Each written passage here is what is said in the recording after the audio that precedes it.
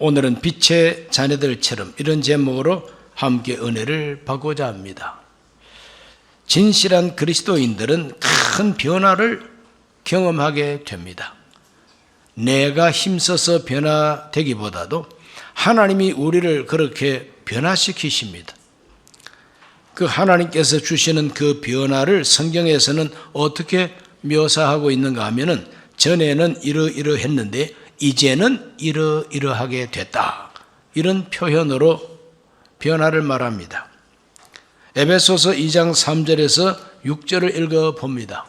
전에는 우리도 다 그 가운데서 우리 육체의 욕심을 따라 지내며 육체와 마음에 원하는 것을 하여 다른 이들과 같이 본질상 진노의 자녀이었더니 긍휼이 풍성하신 하나님이 우리를 사랑하신 그 큰 사랑을 인하여 허물로 죽은 우리를 그리스도와 함께 살리셨고 너희는 은혜로 구원을 받은 것이라 또 함께 일으키사 그리스도 예수 안에서 함께 하늘에 앉히시니. 우리 존재의 변화를 아주 아름다운 문체로 표시하고 있습니다. 전에는 우리가 허물과 죄로 죽었던 우리들이고 전에는 공중권세를 잡은 악령을 따르는 우리들이었고 전에는 마음과 육체가 원하는 대로 행동해서 본질상 진노의 자식이었다는 겁니다. 이 본질상 진노의 자식, 이거는 태어날 때부터 벌써 하나님께 심판받을 자식이었다는 겁니다. 지옥으로 갈 수밖에 없는 운명이었다는 겁니다. 그런데 하나님의 그 큰 사랑과 은혜로 그리스도 예수 안에서 죽은 우리를 살려내시고 하나님이 은혜를 베풀어서 우리를 하나님의 자녀의 신분을 얻게 해서 하나님 우편에 앉혀주셨다는 겁니다. 그러므로 본질상 진노의 자식이 하나님 우편에 앉아있는 하나님의 자식으로 변화가 된 것은 엄청난 변화지요. 이러한 변화를 우리가 다 경험했다는 겁니다. 베드로전서 2장 10절은 이렇게 말합니다. 너희가 전에는 백성이 아니더니 이제는 하나님 백성이요 전에는 긍휼을 얻지 못하였더니 이제는 긍휼을 얻은 자니라. 전에와 이제, 전에 하나님 백성이 아닌데 예수님 때문에 이제는 하나님 백성이 되고 전에는 긍휼을 얻지 못했는데 예수님 때문에 이제는 하나님의 긍휼을 입은 자녀가 됐다는 겁니다. 전에는 그리고 이제는 이 변화가 얼마나 큰 변화입니까? 하나님의 은혜와 능력이 아니면 절대로 불가능한 변화죠. 오늘 읽은 말씀 에베소서 5장 8절에도 말합니다. 너희가 전에는 어두움이더니 이제는 주 안에서 빛이라 빛의 자녀들처럼 행하라. 전에는 어두움이에요. 어둠의 자식이에요. 그러나 이제는 빛의 자녀가 됐다는 겁니다. 어둠의 자식이 빛의 자녀가 됐다. 얼마나 놀라운 변화입니까? 하나님께서 주시는 변화입니다. 내가 열심히 노력을 해서 내가 변화되는 것이 아니라 하나님이 주시는 변화라 이 말이죠. 큰 은혜가 알 수가 없습니다. 그러므로 빛의 자녀라고 말합니다. 우리가 빛의 자녀가 되었으니 빛의 자녀들처럼 행하여야 된다는 겁니다. 그것은 바로 빛의 열매를 맺는 생활이라고 바울이 가르쳐주고 있습니다. 우리 예수님께서도 너희는 세상의 빛이라고 하셨습니다. 마태복음 5장에서 너희는 세상의 빛이라. 그러므로 세상의 빛이 되었기 때문에 너희들의 빛을 이 세상에 비추어서 사람들이 그 빛을 보고 하나님께 영광을 돌리게 하라고 예수님께서도 가르쳐 주셨습니다. 마태복음 5장 16절입니다. 이같이 너희 빛이 사람 앞에 비치게 하여 그들로 너희 착한 행실을 보고 하늘에 계신 너희 아버지께 영광을 돌리게 하라. 그 찬이 이 세상에 비추어야 할 빛은 착한 행실이라. 그러므로 착한 행실에 빛을 비추어서 하나님께 영광을 돌리게 하라. 사도 바울은 우리가 빛의 자녀들이기 때문에 빛의 열매를 맺음으로 빛의 자녀처럼 행동할 수 있다고 가르쳐주고 있습니다. 빛의 열매가 무엇인가? 첫째는 착함이라고 했습니다. 빛의 열매는 착합니다. 이 착함 속에는 선함과 선행도 포함이 됩니다. 무엇이 착한 것이고 선한 것일까? 사람이 기준이 돼가지고 선하다, 악하다, 착하다, 나쁘다, 그거는 틀린 것이 많습니다. 하나님께서 선과 악을 판단하는 주권을 가지고 계십니다. 그래서 선악을 판단하시는 주권은 하나님의 주권입니다. 하나님이 선하다 하면 그게 선한 것이고 그게 바로 빛이 됩니다. 하나님이 악하다 하면 바로 그것이 불순종이 되고 어둠이 되는 것입니다. 그러므로 하나님께서 선하게 여기시고 하나님이 착하게 여기시는 게 무엇이냐? 성경 도처에 하나님이 선하게 여기고 착하게 여기는 것이 많이 나옵니다만은 이 복음서를 중심으로 보면은 맡은 일에 충성을 다하는 사람을 착하다고 표현하십니다. 착하고 충성된 종이라 그럽니다. 작은 일에 충성했으니 많은 것을 맡기겠다. 그러므로 작은 일에 충성하는 사람이 착한 사람이에요. 더 착한 사람들 되시기를 바랍니다. 죄와 싸우는 싸움을 선한 싸움이라고 성경은 말합니다. 죄하고 더불어 사는 게 아니에요. 죄하고 어깨동무하고 사는 게 아닙니다. 물과 기름이 섞일 수 없는 것처럼 절대 죄하고 하나님의 자식은 섞일 수가 없다. 그러므로 그 죄하고 싸우는 사람이 선한 사람이다. 선한 싸움을 싸우는 사람이 선한 사람이고 그 선한 싸움에서 이길 때 하나님이 큰 상을 주신다고 성경은 말하고 있습니다.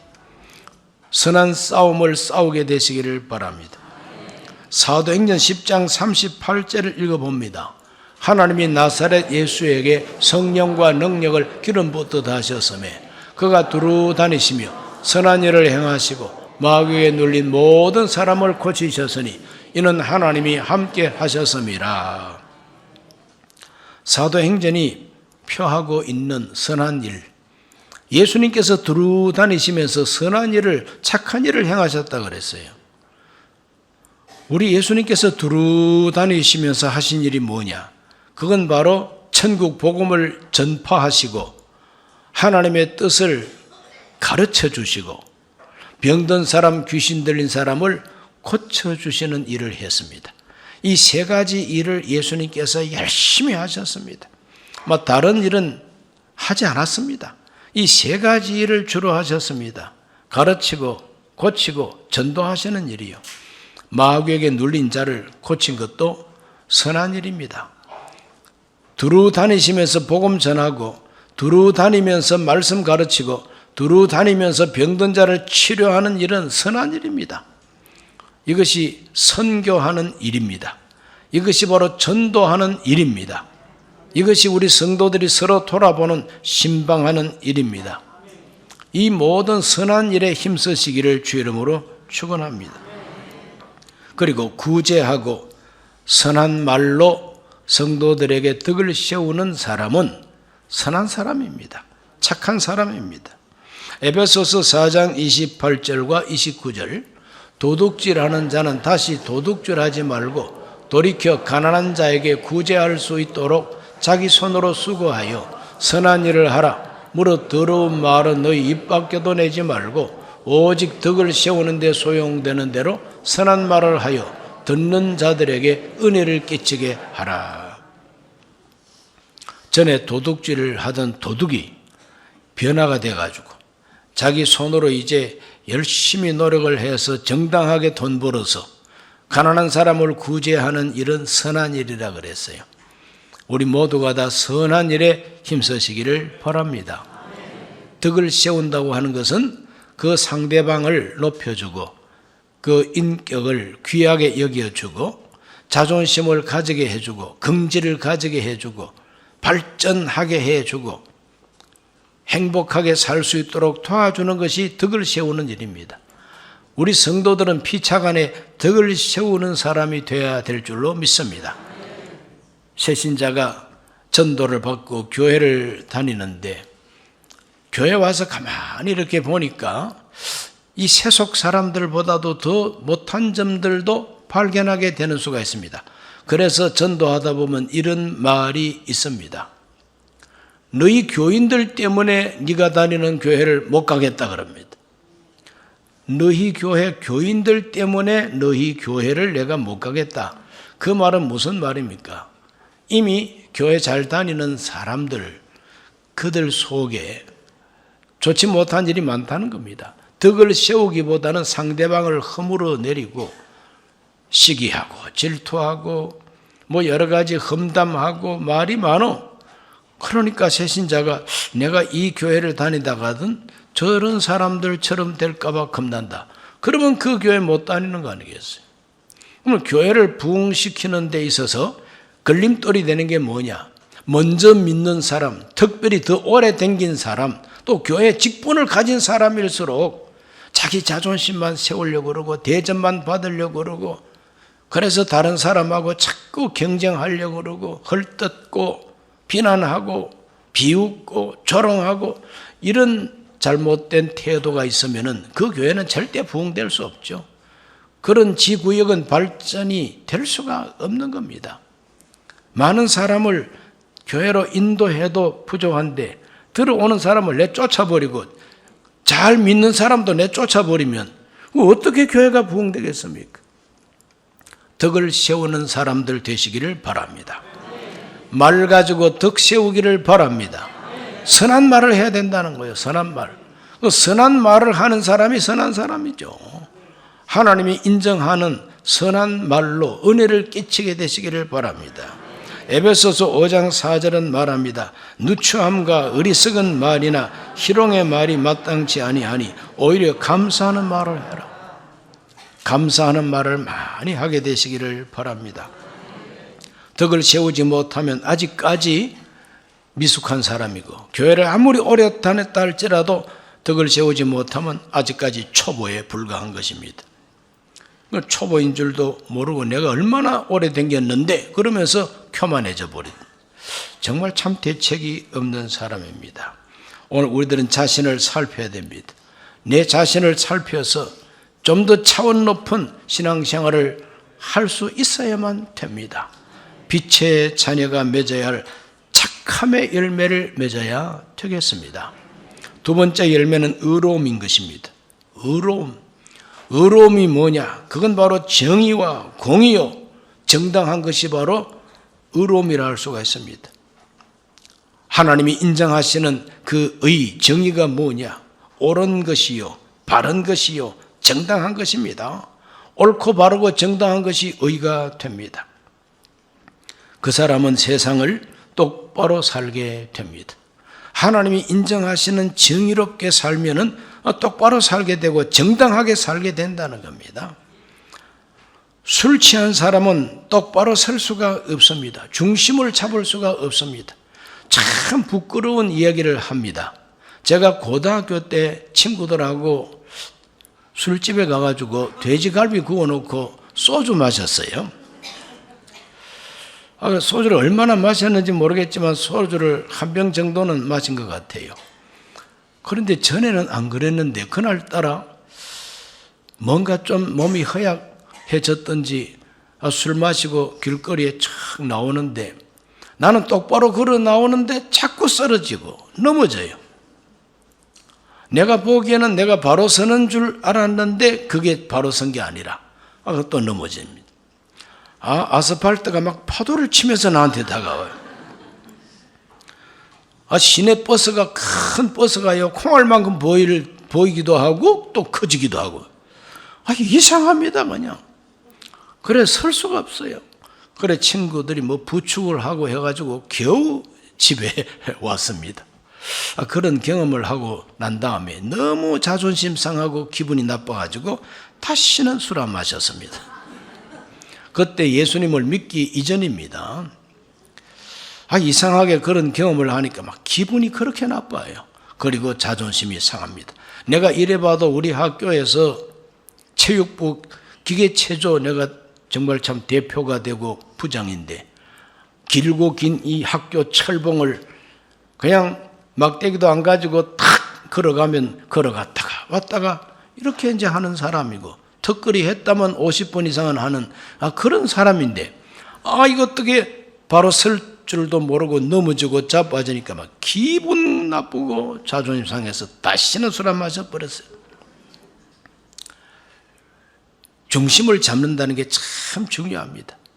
빛의 열매 의로움이라고 하는 것은 인생의 중심을 잡고 사는 것을 의미하는 것입니다. 여러분 다 중심 잡고 살게 되시기를 바랍니다.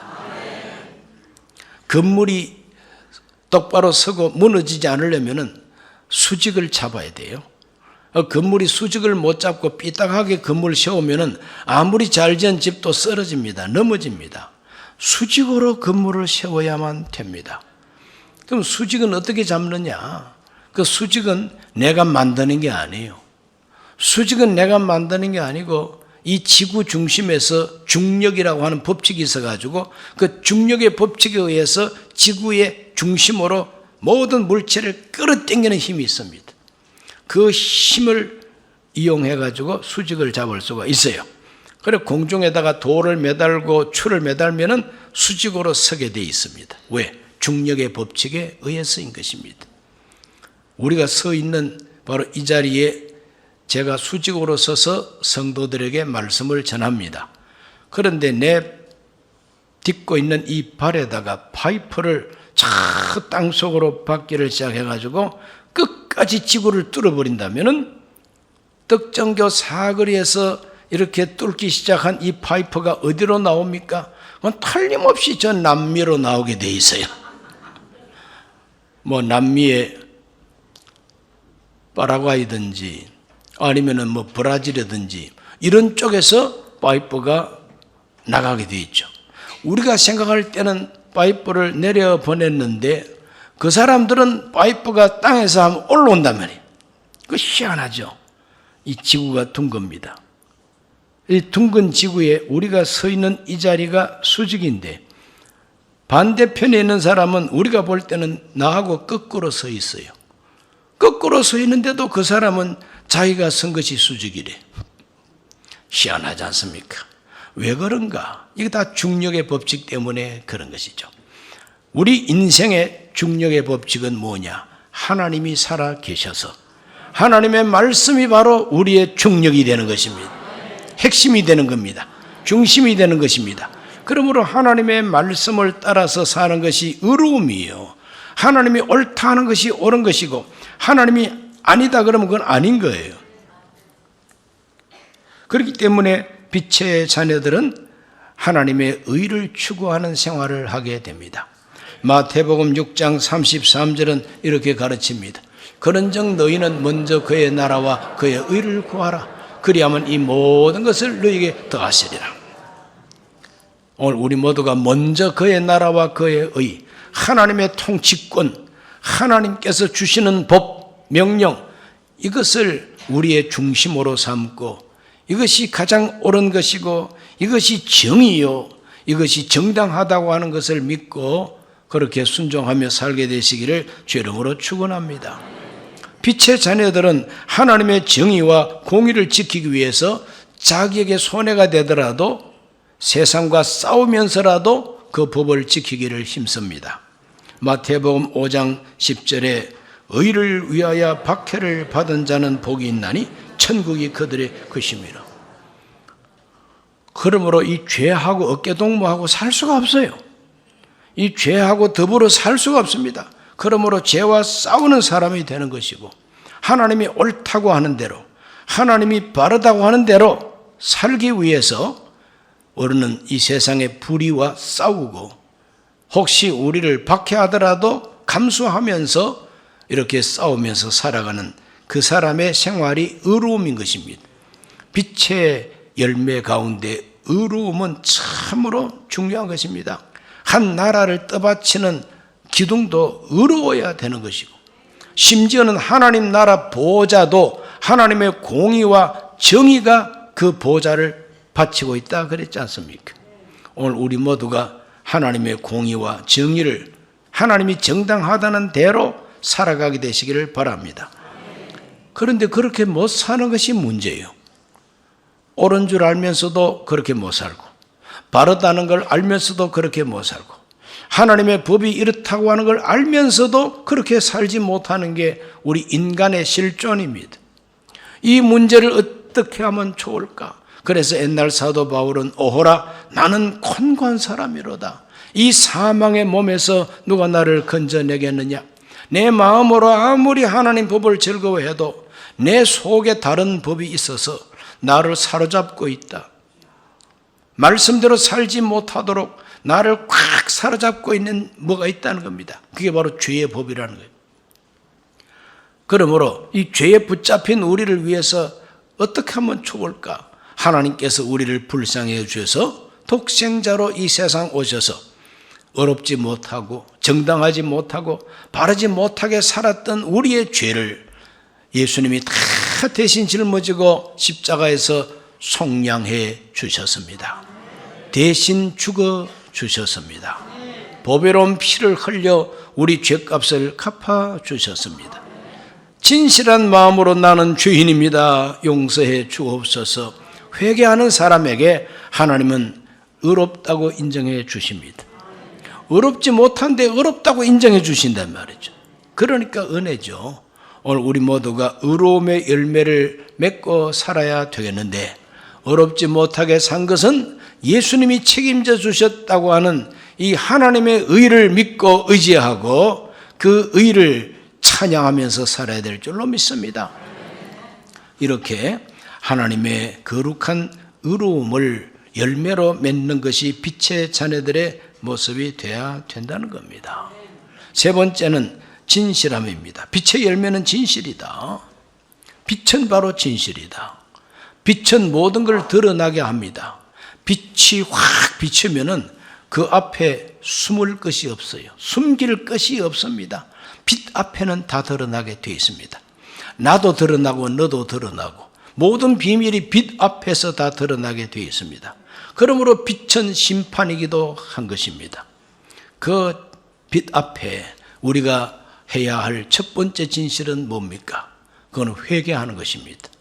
하나님의 빛을 우리가 받았을 때 제일 먼저 우리에게 나타나는 열매는 진실한 회개인 것입니다. 하나님, 저는 죄인입니다. 저를 불쌍히 여겨 주시옵소서. 저를 긍휼히 여겨 주옵소서. 이것이 바로 진실의 열매입니다. 뭐 잘났다고 고개를 들고 날 좀 보소 하고 살아가요. 그건 네가 뭔데? 알고 보니까 죄인이요. 그러므로 하나님의 빛이 진실로 우리 가운데 비춰오면은 그 빛의 열매가 뭐냐? 진실한 회개인 것입니다.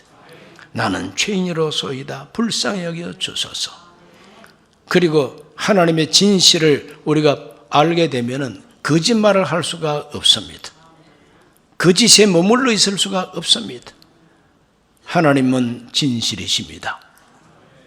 그러므로 하나님의 거룩한 진실을 우리 가슴에 받아들이게 되면은 거짓을 버리게 되고 거짓말을 할 수 없게 됩니다.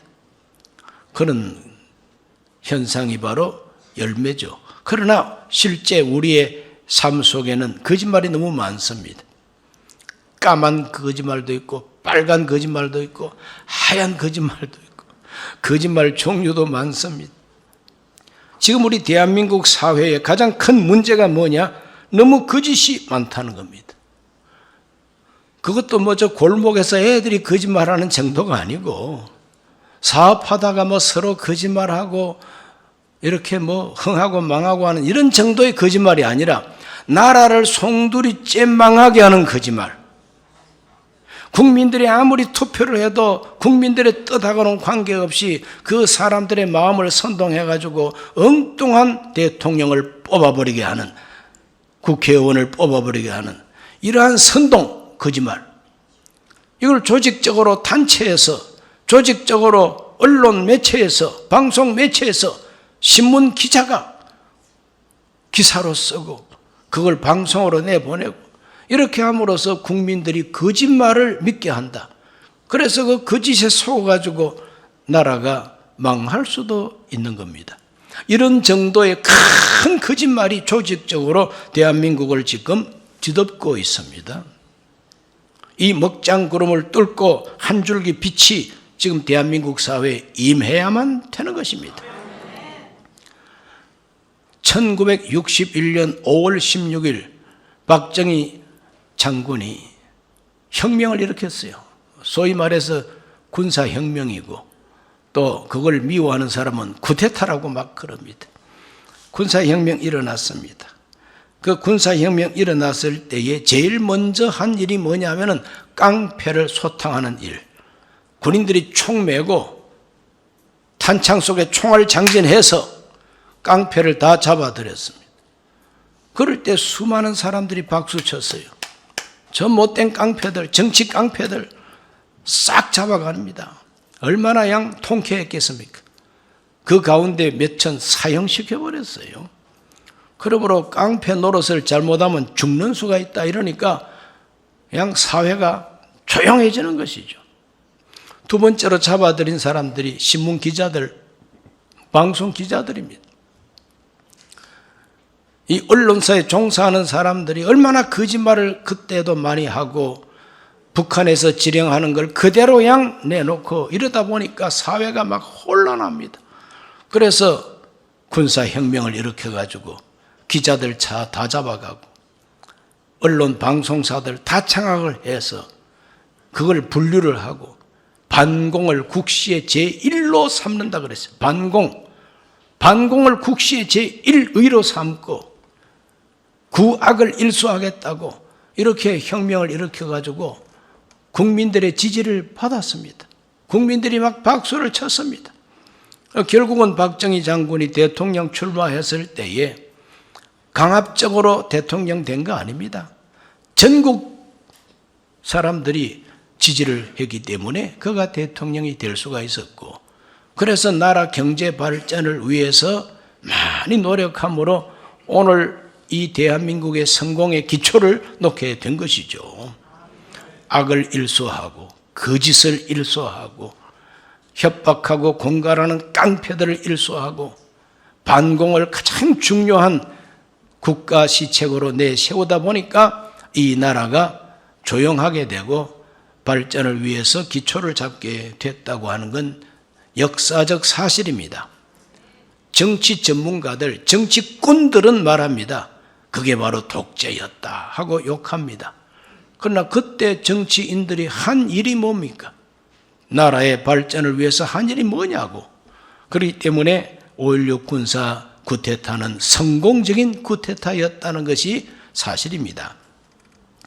오늘 우리들은 이 세상을 살면서 국민들을 속이고 선동해서 자기들의 권력을 끝까지 유지하려고 하는 이 정치꾼들, 이 거짓말쟁이들 잘 분별해서 오늘 우리들은 그들을 쫓아낼 수도 있어야 되고 국민들이 힘이 딸리면은 혁명이라도 일어나가지고 이 나라를 거짓에서 구출해내야만 될 것입니다. 어둠을 이기기 위해서는 빛밖에는 없습니다. 어둠을 이길 수 있는 힘은 빛의 힘밖에는 없습니다. 그래서 요한복음 1장 5절은 이런 말씀을 합니다. 빛이 어둠에 빛이 돼 어둠이 깨닫지 못하더라. 깨닫지 못하더라고 하는 이 헬라 말은 이기지 못하더라 하는 말로도 해석이 됩니다. 그러므로 빛이 어둠에 빛이 돼 어둠이 이기지 못했다 그 말이 더 좋습니다. 오늘 대한민국 사회에 하나님의 빛이 비추어서 어두움의 세력이 이기지 못해야만 되겠습니다. 그러면 대한민국 사회에 누가 빛을 비춥니까? 빛의 자녀들이 빛의 열매를 맺어야만 된다는 것이죠. 우리 모두가 빛의 열매를 맺게 되시기를 바랍니다. 예수님께서는 진실로 내가 너에게 이르노니 말씀하셨습니다. 진실로 주신 그 말씀을 우리가 진실로 받아서 믿고 행동하면 진실의 열매, 빛의 열매를 맺게 된다는 겁니다. 그럼에도 불구하고 하나님께서 내려다 보실 때에 빛의 열매를 맺어야 할 이 빛의 자식들이 쿨쿨 잠자고 있다는 겁니다. 그러므로 잠자고 있는 이 빛의 자식들을 깨워가지고 이렇게 세워서 빛을 발하게 해야만이 우리가 사는 이 국가 공동체의 희망이 있게 되어 있습니다. 그래서 에베소서 5장 14절은 이렇게 말씀하고 있습니다. 그러므로 이르시기를 잠자는 자여 깨어서 죽은 자들 가운데서 일어나라. 그리스도께서 너에게 비추이시리라 하셨느니라. 믿지 아니하고 죄짓고 사는 사람은 죽은 시체들입니다. 그러나 예수 믿는 우리들은 살았어요. 산 사람인데 활동을 제대로 못하고 그냥 널브러져서 잠자고 있으니 잠자는 자나 죽은 시체나 비슷하게 보이잖아요. 오늘 우리 한국 크리스찬들이 잠자고 있는 사람들과 방불 합니다. 그래서 하나님은 일어나라 그럽니다. 깨어서 일어나라. 하나님이 빛을 비추어 주실 것이다. 그 빛을 받아서 우리가 빛의 열매를 맺으면 우리가 사는 이 나라가 공의로운 나라가 될 수가 있고 진실이 통하는 나라가 될 수가 있다. 그래도 악함보다도 선한 일들이 더 많은 나라가 될 수가 있다는 것이죠. 오늘 우리 한국 크리스찬된 우리들, 그 가운데 포함된 우리 강북교회 교우들도 빛의 자녀들처럼 빛의 열매를 맺게 되시기를 주의 이름으로 축원합니다. 영적으로 잠만 자지 말고 깨어 일어나서 하나님이 주시는 빛을 받아가지고 빛의 열매를 맺게 되시기를 예수님 이름으로 축원합니다. 기도합니다. 살아계신 아버지, 오늘 주님 앞에 나와 예배하고 기도하는 우리 성도들, 빛의 자녀들처럼 행하라고 말씀하는 이 말씀을 가슴에 담았습니다. 빛의 열매를 맺게 하여 주옵소서. 착함과 의로움과 진실함 있게 하여 주셔서 우리가 사는 가정, 사회, 교회까지 빛을 발하는 성도들이 되게 해 주옵소서. 예수님 이름으로 기도하옵나이다. 아멘. 잠시 고개를 숙이고 오늘 처음 교회 나오신 분이 계시면 그 자리에 일어나셔서 어두움에서 빛의 세계로 건너오시기를 바랍니다. 하나님이 위대한 변화를 허락해 주실 것입니다. 진실한 마음으로 이 기도를 함께 하시기 바랍니다. 하나님 아버지, 저는 죄인입니다. 어디에서 와서 왜 살며 어디로 가는지 알지 못하고 죄 가운데 살았습니다. 저의 죄를 위하여 십자가에서 죽으시고 부활하신 예수님을 제 구주로 모셔드립니다. 저는 하나님 자녀가 되었습니다. 지금부터 영원토록 주님과 함께 살겠습니다. 예수님 이름으로 기도드립니다. 아멘.